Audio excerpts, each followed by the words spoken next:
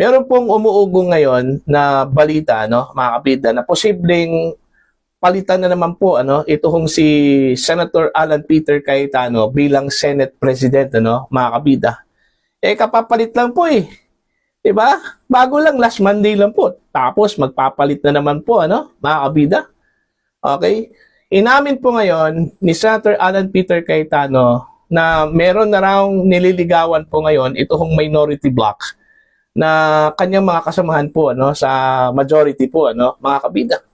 Siyempre naman kailangan po ng minority po ng additional members ng minority po, mga kabida, dahil siyam lang po yung miyembro po ng minority bloc ngayon, mga kabida.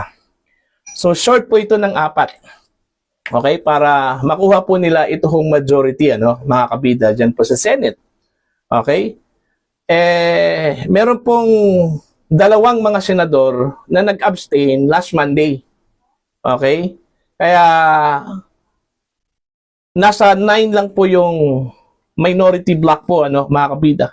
Kasi kung bumoto itong 2, Senator J.B. Ejercito at saka Mig Zubiri, dati hong kasama po ng majority na ngayon minority na po, mga kabida, nag-abstain. Alright?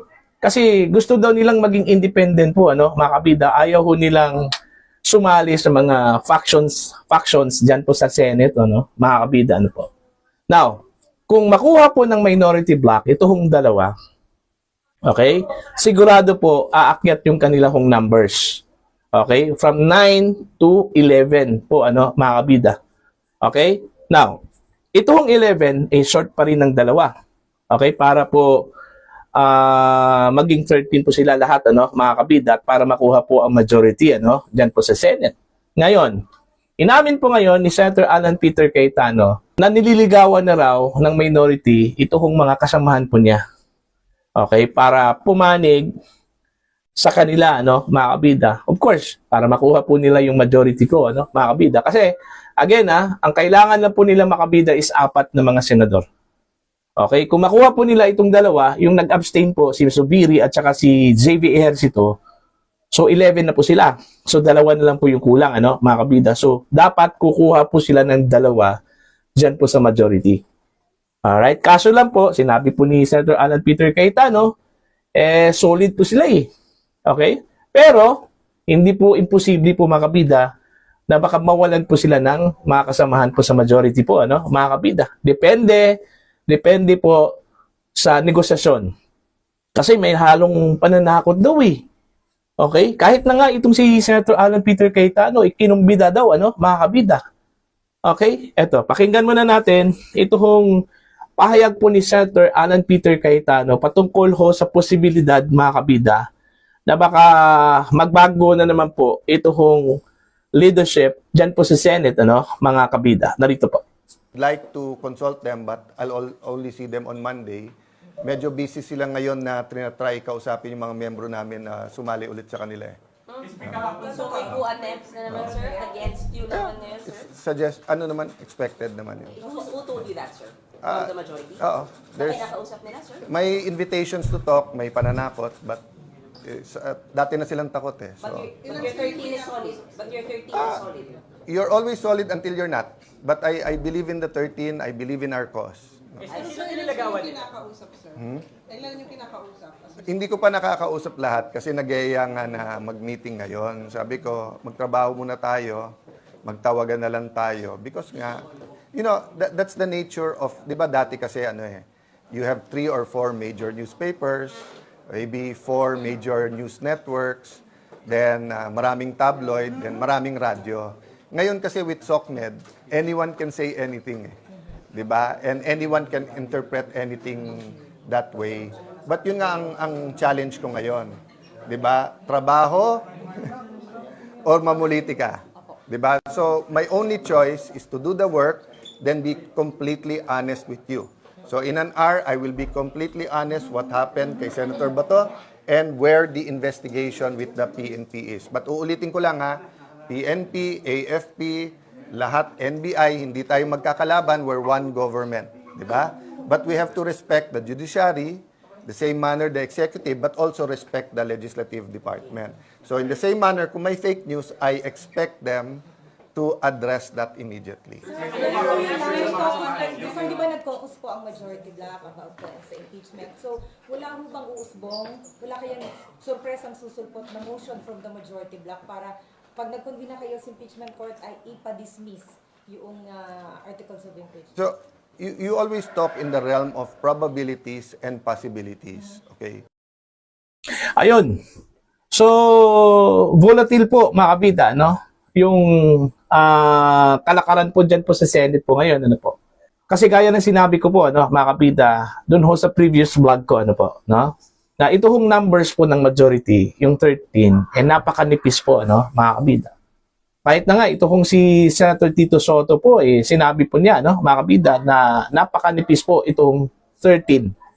Vulnerable po ito, mga kabida, na baka matalo po, ano, pagdating ho sa butuhan po, mga kabida. Dahil isa lang po yung mawala sa kanila, may difference na po, ano, mga kabida, ano po. O, kagaya na lang po, dito sa balita po, mga kabida, na nakaalis na raw ito hong si Bato de la Rosa, no, dyan po sa Senate.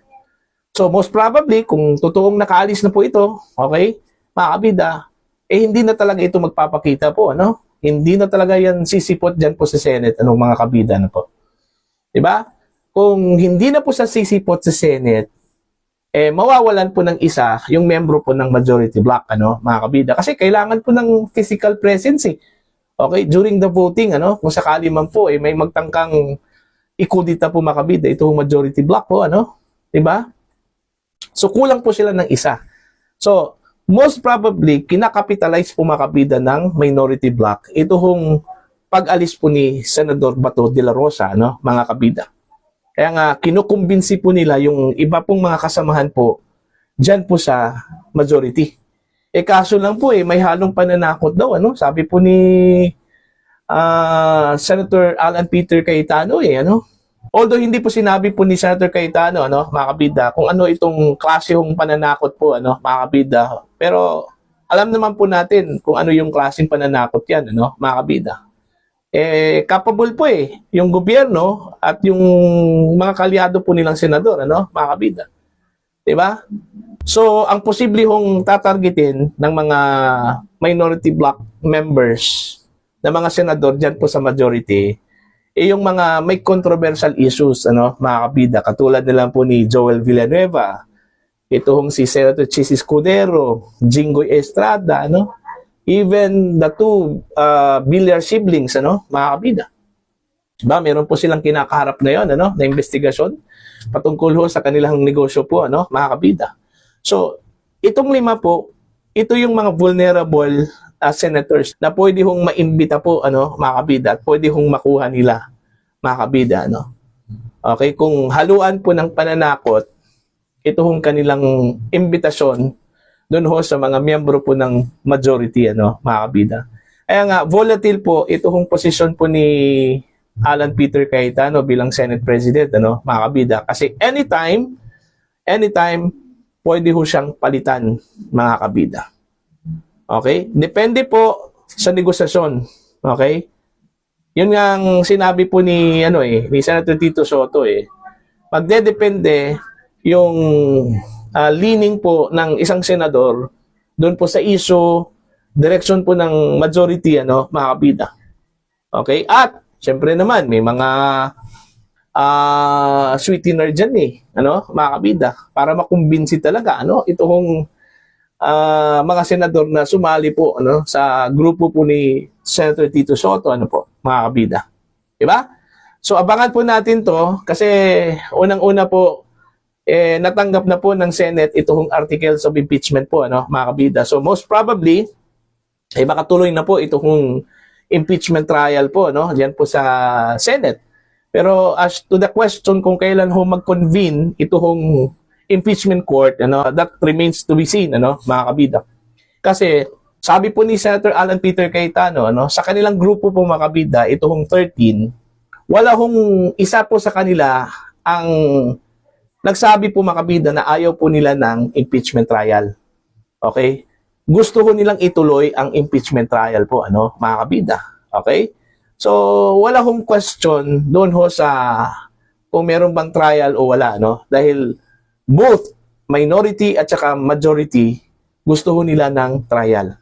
Yun yung malinaw po, ano? Yun yung sinabi po ni Senator Alan Peter Cayetano, ano, mga kabida. Dito lang po sila magkakatalo po kung sino po yung magiging Senate President, kung sino po ang majority po, ano, mga kabida, pagdating ho ng trial po ni Vice President Sara Duterte. So, beginning today, okay, hanggang mag-umpisa itong trial, mga kabida, aabangan po natin yung posibilidad po, no, na baka magbago na naman po yung leadership po dyan sa Senado, mga kabida, no? Dahil inamit po ni Senator Alan Peter Cayetano na nililigawan na raw ng minority ito hong majority black, mga kabida. Okay? Kung sino nga po yung grupo na makakuha po ng Magic 13, mga kabida, sila na po yung magiging next majority po, ano, mga kabida, ano po. So, para po sa inyo, ano po ang inyong opinion at pananaw po dito, ano, mga kabida? Dito sinabi po ni Senator Alan Peter Cayetano, ano, na posible hong makuha po ng minority yung majority muli, ano, mga kabida. Depende po sa negosasyon, mga kabida, no, dyan po sa Senate. Please comment down sa mga hindi po